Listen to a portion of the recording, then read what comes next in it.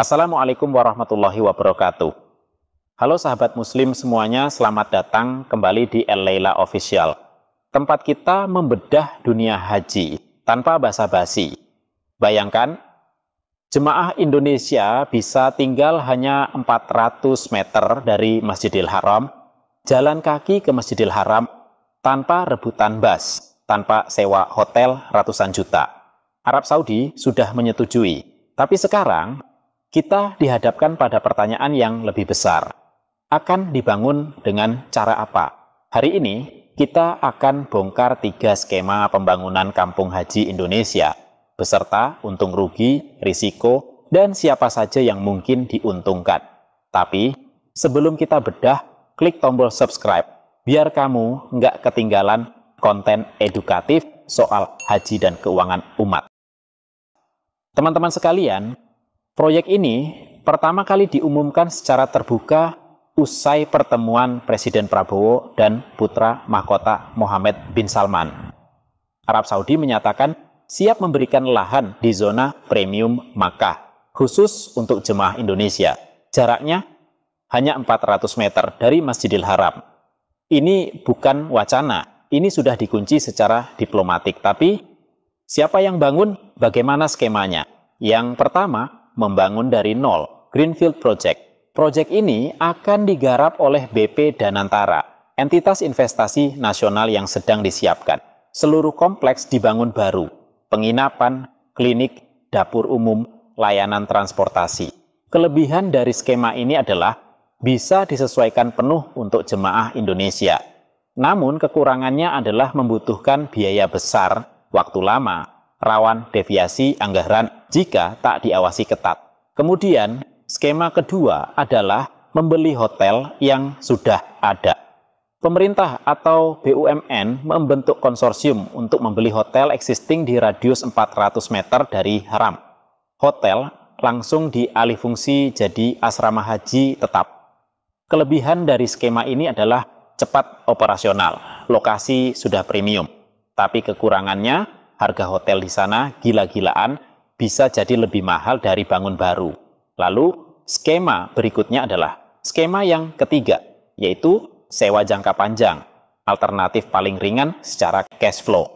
Pemerintah menyewa hotel selama 10-20 tahun. Tidak memiliki aset tetap, tapi bisa dipakai rutin setiap musim haji.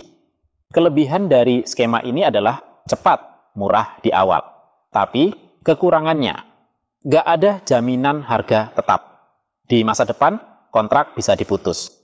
Nah, teman-teman sekalian, skema boleh beda-beda. Tapi semua kembali ke pertanyaan paling sensitif. Dananya dari mana? Ada beberapa kemungkinan.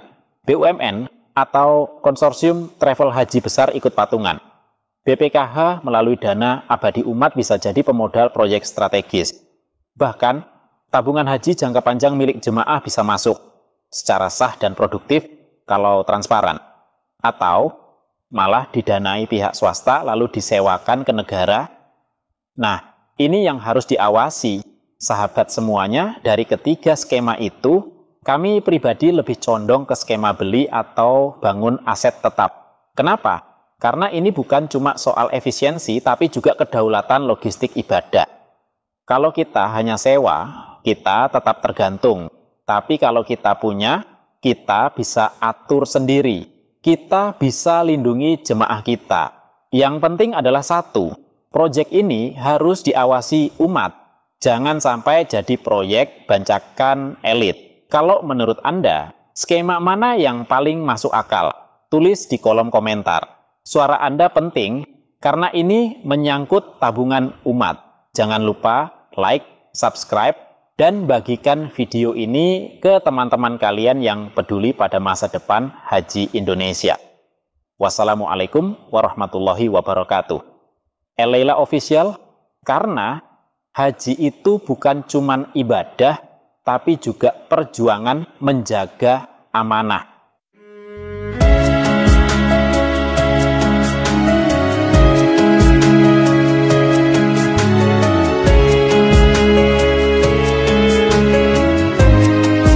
لبيك اللهم لبيك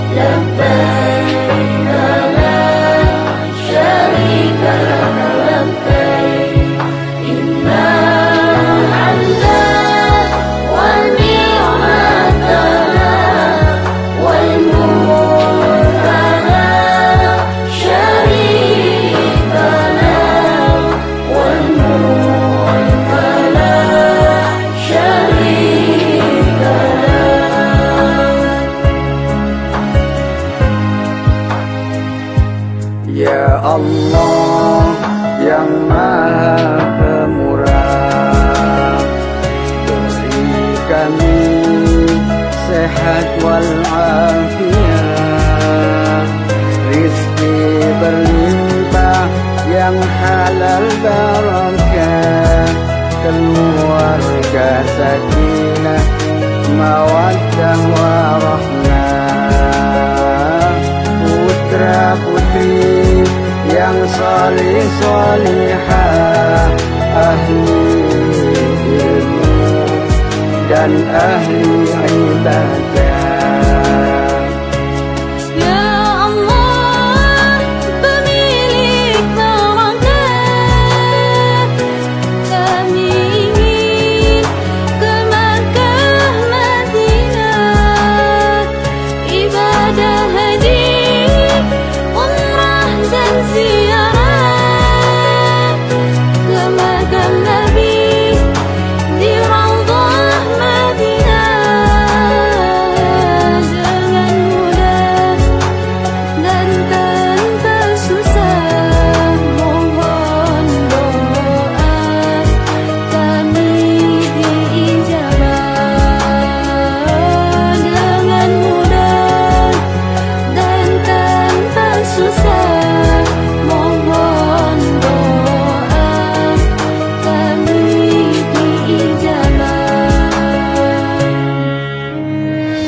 Allahumma salli ala sayyidina Muhammad salatan tuballighuna biha hajja baitikal haram wa ziyarata qabri nabiyyika alaihi afdalus salati wassalam fi lutfin wa afiyatin wa salamatin wa qulubil